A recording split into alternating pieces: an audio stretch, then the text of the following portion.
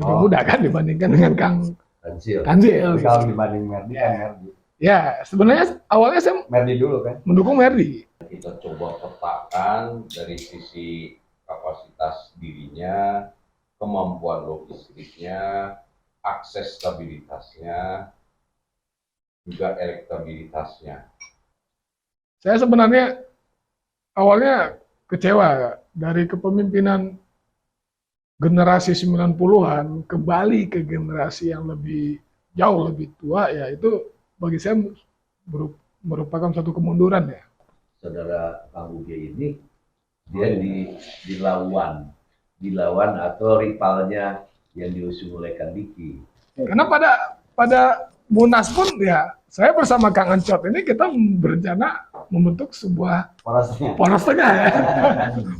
Keberadaan kita sebagai alumni itu tidak terakui, katakanlah begitu ya. 01 saya yang bikin, 02 saya yang bikin juga gitu. Tapi sekarang menjadi ngeri. Andai kan misalkan sekarang sudah terpilih, yang pesan saya itu jangan sampai dilupakan cita-cita awal, keinginan untuk melakukan perubahan itu. Dan saya juga berkata dengan teman-teman bahwa diupayakan jangan sampai menyatukan urusan-urusan lain dengan urusan kemajuan kita sendiri. Gitu. Jadi artinya itu sama dengan pengkhianatan itu.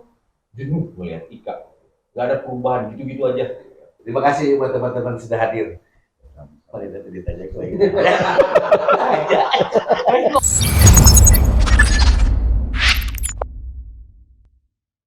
Walaupun begini akan TTP. Gitu benar.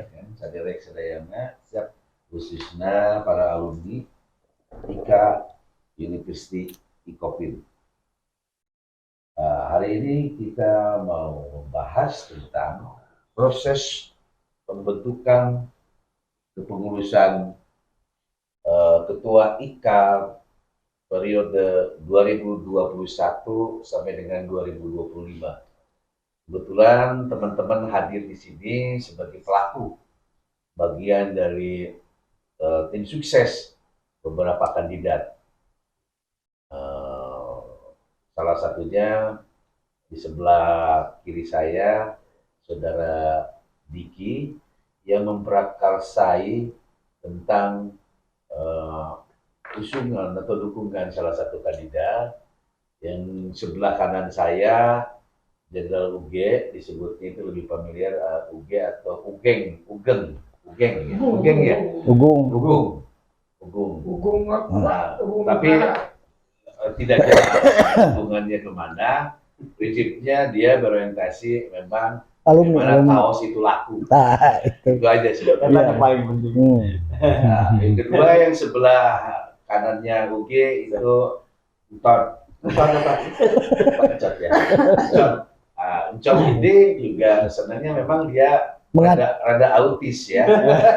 Tapi ini menarik karena nyeni ya. Atau tenyeni. Tidak tenyeni istilahnya itu lebih pamernya tentang tenyeni. Dia senang mendokumentasikan kegiatan-kegiatan alumni kadang-kadang yang tidak penting dan penting juga dia selalu ambil momen-momen itu. Yang sebelah kiri saya ini Udet, ini paling senior. Nah, saya tidak cerita detail tentang Udet, tapi dia sebagai senior mempunyai semangat perubahan dan dia orangnya sangat realistis, mana yang memang populer, capable, dan aksesabilitasnya itu untuk salah satu calon dia mungkin akan pilih. Itu komitmen awalnya. Nah, yang sebelah Udet ini Apriance. Dari komunitas ini Apriance ini yang paling termuda. Kadang-kadang hal sekecil apapun selalu menyuruh Apriance. Ini yang disebut dengan struktur menindas. Wayahnya. Oke, teman-teman, akang-akang, tete-tete, para alumni yang ada di Nusantara, saya akan bertanya pada kawan satu ini, Saudara Diki, mengenai persiapan atau proses atau pengkondisian calonnya Kang Diki untuk mengusung menjadi Ketua IKA. Oke, Kang Diki, Saya mau bertanya, apa yang menjadi awal pemikiran Kang Diki mengusung seseorang untuk dijadikan ketua IKA? Mungkin punya alasan atau parameter. Dan pertanyaan kedua sekalian, apa yang menjadi tergelitik? Oh, baru sekarang mulai terlibat, ya kan, mengusung kandidat ketua IKA. Silakan. Turun Bang Abdi. Jadi yang menjadi dasar saya terlibat kembali di pengurusan IKA ini, pemilihan ketua umum IKA ini, karena awalnya jenuh melihat IKA, nggak ada perubahan gitu-gitu aja. Dari awal saya lulus tahun 91, kayaknya IKA gitu-gitu aja gitu. Itulah pemikiran untuk melakukan sebuah perubahan. Nah, sebuah perubahan tentunya harus diusung oleh orang yang juga mau berubah, kan? Dan punya kapabilitas serta kapasitas yang cukup untuk melakukan perubahan.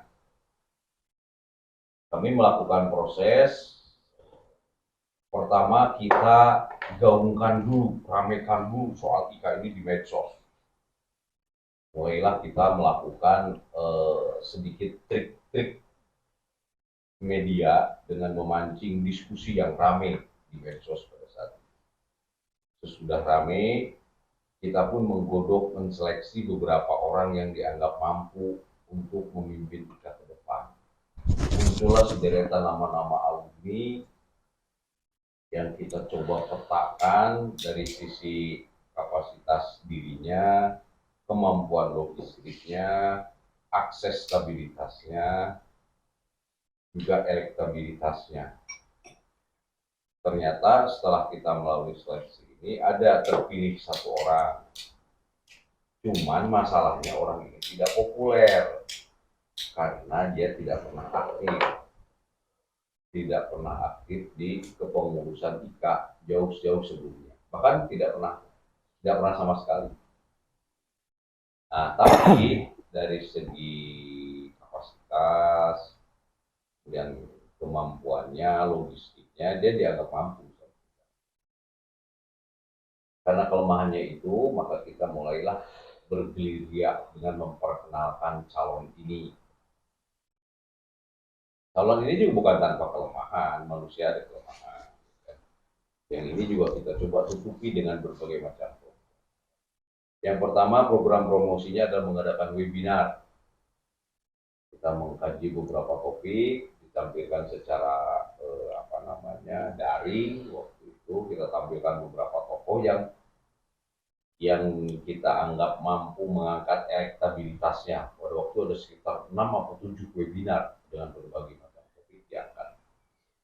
Kemudian yang kedua adalah melakukan roadshow ke setiap komunitas, ke DPD pada waktu itu, dari ujung Banten sampai ke terakhir itu kan di calon saya ini di Solo.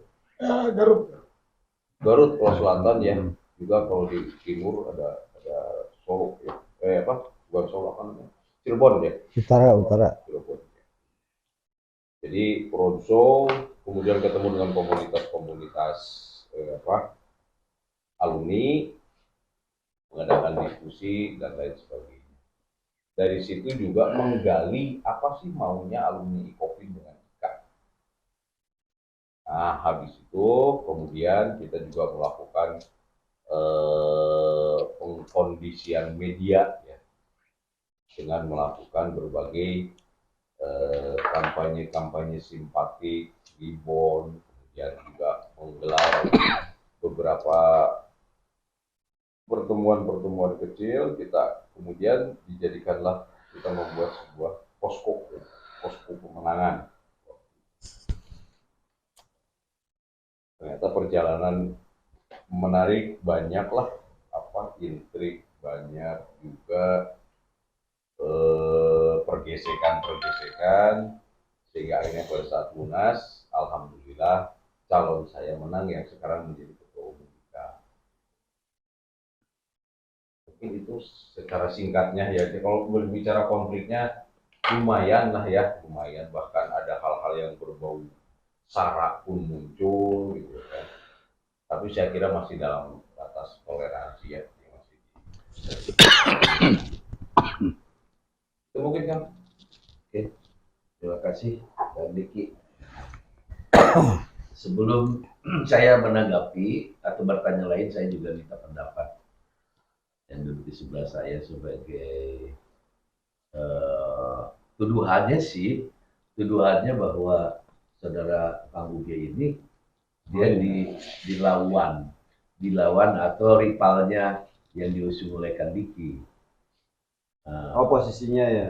Apakah itu bukan oposisi ya? Kalau oposisi itu biasanya sudah terpilih, mereka membentuk kelompok untuk mengkritisi, tapi ya konstruktif ya, gitu loh, kritik membangun. Nah, ini posisinya memang belum ada pemilihan pada saat itu. Nah, kami sempat ketemu dengan Kang Uge itu hanya sebagai kawan pada saat itu. Kawan bercerita, ya kan, masa lalu, ya kan. Intinya adalah kerinduan teman-teman alumni yang tidak pernah ketemu. Nah, jadi masa romantismenya itu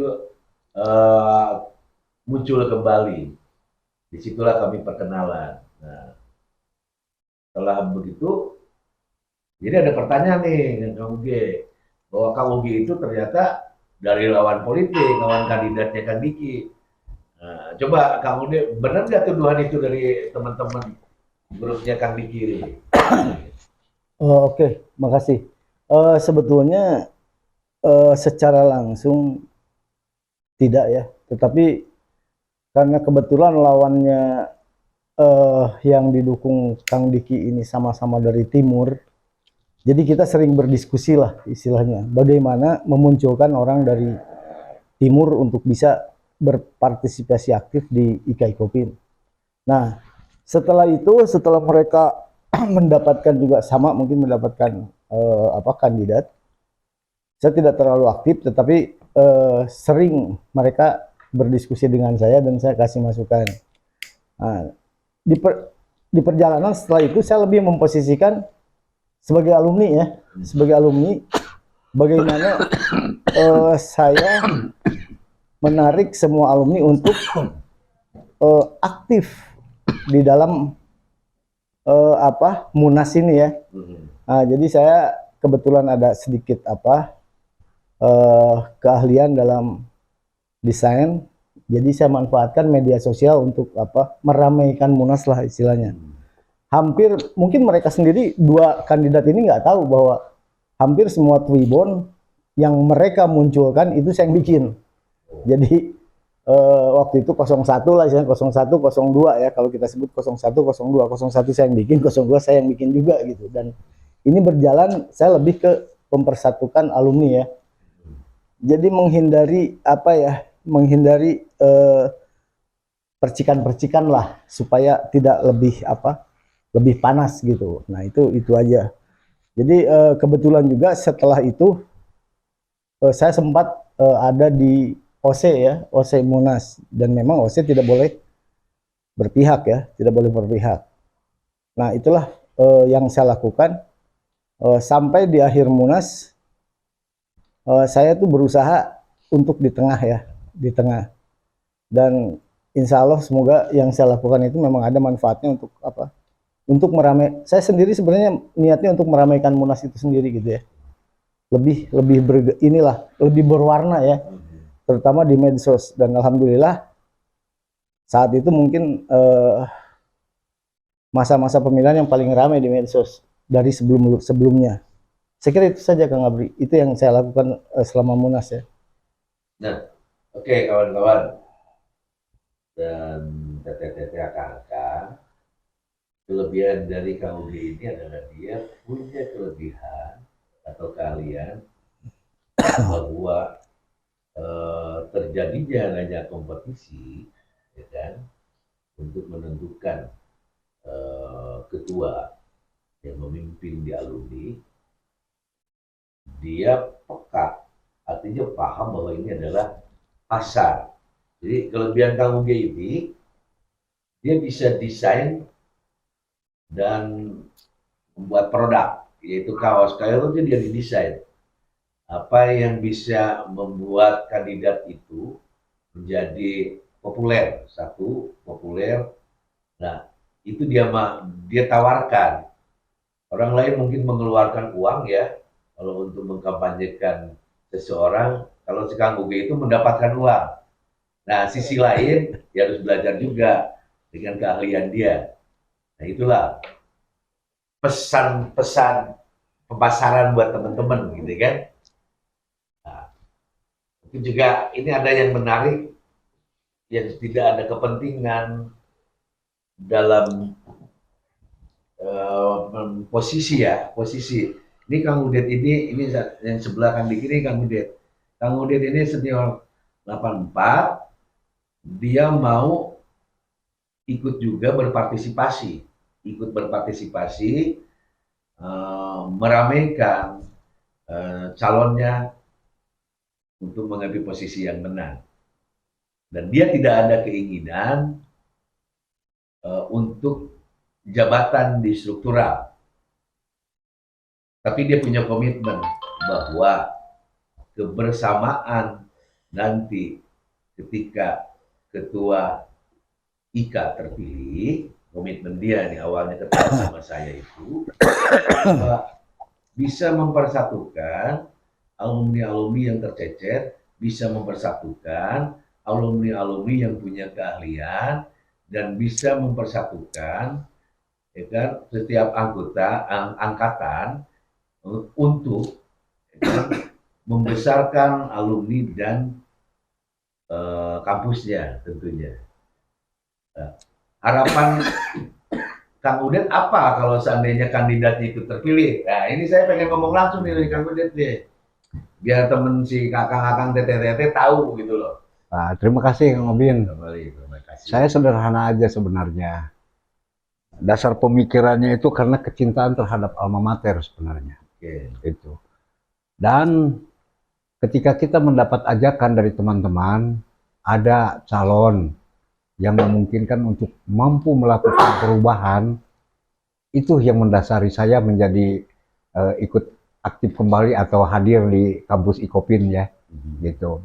Sementara ini sebelum-sebelumnya sama sekali saya tidak tertarik karena seakan-akan kita tidak terpanggil, keberadaan kita sebagai alumni itu tidak terakui, katakanlah begitu ya, karena mungkin karena kepakeman. Saya menilainya seperti itulah. Nah, alhamdulillah sekarang ada penawaran dari beberapa rekan-rekan untuk melakukan perubahan itu yang terutama mah. Tapi sekarang menjadi ngeri.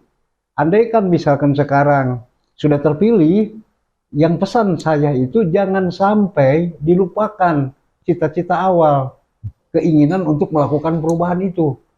Dan saya juga berkata dengan teman-teman bahwa diupayakan jangan sampai menyatukan urusan-urusan lain dengan urusan kemajuan IKA sendiri. Gitu. Jadi artinya itu sama dengan pengkhianatan itu. Jangan salah. Gitu ya. Jadi mohon itu direnungkan kembali, jangan sampai kita keluar dari tujuan utama. Tujuan utama. Saya kira itu aja yang bisa saya sampaikan Kang Obin. Karena itu besar harapan kami itu. Sampai saya katakan kepada teman-teman juga, saya tidak meminta apapun. Tapi kalau teman-teman, walaupun saya tidak masuk dalam kepengurusan dan memang itu saya tidak menginginkan, tapi saya siap membantu untuk menuju perubahan itu. Itu barangkali Kang Obin. Gitu. Oke, artinya pernyataan Kang Udet itu sangat mulia. Diharapkan juga buat teman-teman, kakak-kakak GTTT yang tidak masuk dalam struktural, mudah-mudahan bisa sama semangatnya dengan Kang Udet. Silahkan kritisi, silakan pantau kinerja apabila kandidat itu siapapun pemenangnya, siapapun yang terpilih, ya kan, itu kewajiban dari para alumni. Kalau salah, tolong kasih tahu, kan gitu. Kalau ada kurang, tolong tambahkan.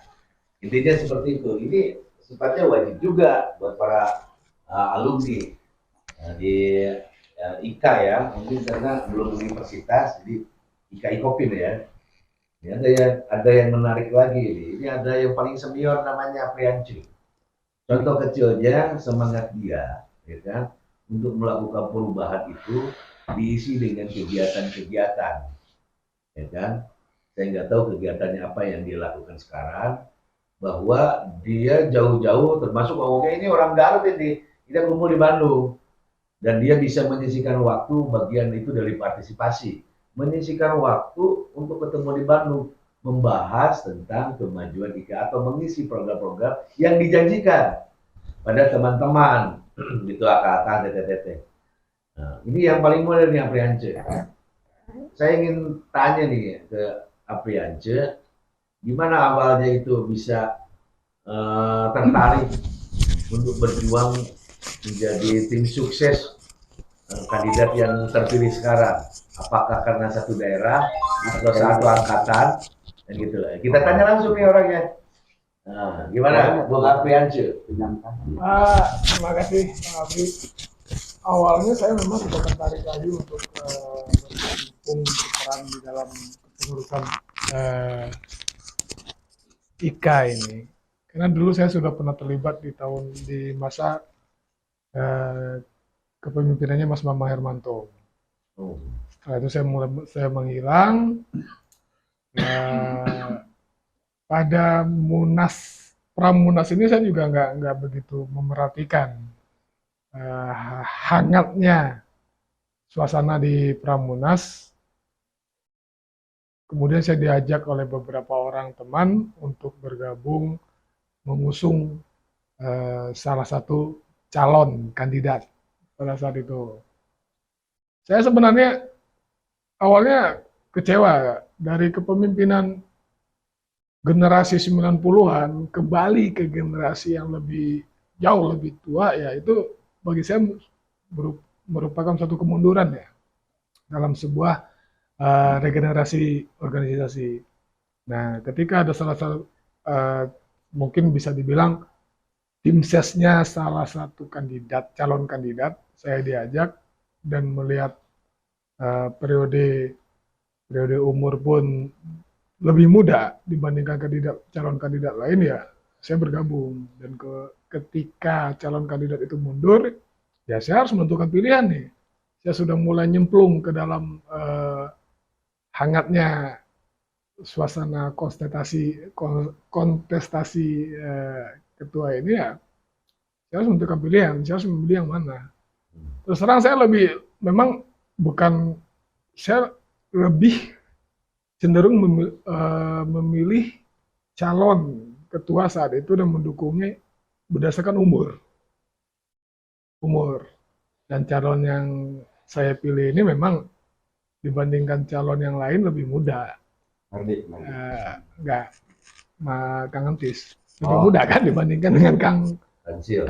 Kalau dibanding Merdi kan Merdi. Ya, sebenarnya awalnya saya Merdi dulu kan. mendukung Merdi. Ya kan, walaupun saya sama sekali nggak kenal figur Merdi ini siapa. Nah, ini boleh sebut nama ya berarti ya? Boleh. Oh, brandnya boleh. Ngomongin kopi. Awalnya saya mendukung Merdi. Saya mendukung Merdi, dan kemudian ketika Merdi mundur, saya mendukung Kang Antis. Bukan hanya karena beliau itu satu kota dengan saya, enggak. Saya melihat visi dan misi beliau menjadi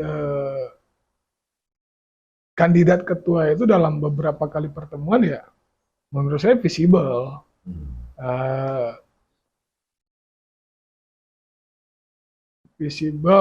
menarik, dan ini merupakan suatu ide ya untuk pembaharuan seperti yang disampaikan Kang Udet. Ya mulailah di sana. Saya bukan bagian dari tim ses. Saya bisa dibilang orang yang berjalan sendiri tanpa diarahkan. Saya nggak mau tergabung dalam tim sesan, ya saya berjalan sendiri sesuai dengan apa yang saya pikirkan, dan saya tidak berharap untuk dijadikan salah satu dari pengurus kan.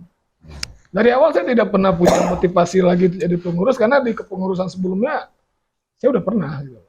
Saya lebih cenderung waktu itu untuk ya alumni Kopi ini punya banyak potensi ya. Potensi baik itu di kepengurusan, baik di kepengurusan yang lama sebelum periode sekarang. Ya, kenapa itu tidak kita manfaatkan? Ya, tapi ya kadarullah Kang Entis memilih saya dan saya tidak tahu dasarnya apa. Dasar memilih saya apa karena memang sekota, apa memang daya tarik seksualitas saya di mata alumni yang lain gitu kan. Bisa jadi kan. Ya, jadi itulah sekilas perjalanan saya dari sebelumnya tidak tertarik, akhirnya menceburkan diri dalam terlibat sih enggak, menceburkan diri. Ya, menceburkan diri. Saya enggak terlibat. Kenapa? Saya bukan bagian dari tim ses. Saya tidak diarahkan oleh tim ses untuk membentuk opini calon pemilih, enggak. Saya mungkin bisa melihat lah di media sosial pun postingan saya postingan bebas. Ya, itu berdasarkan apa yang saya pikirkan, bukan terbentuk oleh suatu sistem, enggak. Ya, netral lah. Tapi saya lebih cenderung memilih dengan netral sih enggak. Netral enggak. Kalau netral berarti kan saya nggak memilih dong, ya kan? Karena pada Munas pun ya saya bersama Kang Ancot ini kita berencana membentuk sebuah poros tengah ya. Untuk mengkritisi ya, dan ternyata karena saya ada di dalam ya, saya tidak jadi bergabung dalam poros tengah. Gitu Kang Abri, sekilas. Ini kalau di garis bawah ini cerita dari Apriance itu lebih ke persoalan kenangan yang dinilai oleh ketua. Jadi dia tidak memunculkan, tapi Entis itu yang terpilih kalau tidak salah ya. Entis itu punya kenangan dan Apriance itu berkarya karena dia tidak masuk dari bagian tim inti, nah gitu ya. Iya Kang. Iya. Nah itu saya malah nggak kenal loh Kang. Oke, malah tidak kenal ya. Nggak kenal. Tidak kenal. Ini menarik. Nah, artinya untuk kedepannya apabila ada seorang kandidat, ada alumni yang mau kan mencalonkan setelah beres kepengurusan Sekarang 2025 yang sekarang 2025. 2026 ini mungkin bagian dari cara untuk menyikapi, seperti salah satunya adalah sosok Apriance. Karena dia punya kenangan pahit juga dia dulu waktu yang sudah ketua alumni, persis juga sama dengan pernyataannya Kang Uget bahwa tidak ada perubahan seperti hal itu. Ini rasa kekecewaan itu sebetulnya tidak mudah ya. Kekecewaan itu bisa dikembalikan, tapi ada yang berpikiran realistis di situ. Tadinya mengharapkan yang paling mudah, tadi ke persoalan mental, yang paling mudah itu mengundurkan diri. Nah, muncullah yang lebih realistis. Mungkin program visi misinya ini mungkin baru ya, kalau tidak salah dengan ketua-ketua alumni yang dulu kan. Program yang visi misinya Kang Entis itu banyak yang baru. Iya. Kan? Salah satunya adalah advokasi ya, hukum. Ini menarik. Nah, buat akang-akang TTTT berpeluang sebetulnya dari kenangan-kenangan kami ini untuk memperjuangkan Entis sampai menjadi saudara Entis menjadi ketua IKA, ya kan, dengan gaya, cara, perilaku, ya kan, atau berkomunikasi, ya kan, sampai terpilihnya saudara Entis menjadi ketua IKA. Mudah-mudahan ketua IKA saudara Entis itu bisa amanah, ya kan, yang kami amanahkan ke dia. Terima kasih. Sementara acara malam ini kita tutup. Terima kasih buat teman-teman sudah hadir. Paling ditanya gue.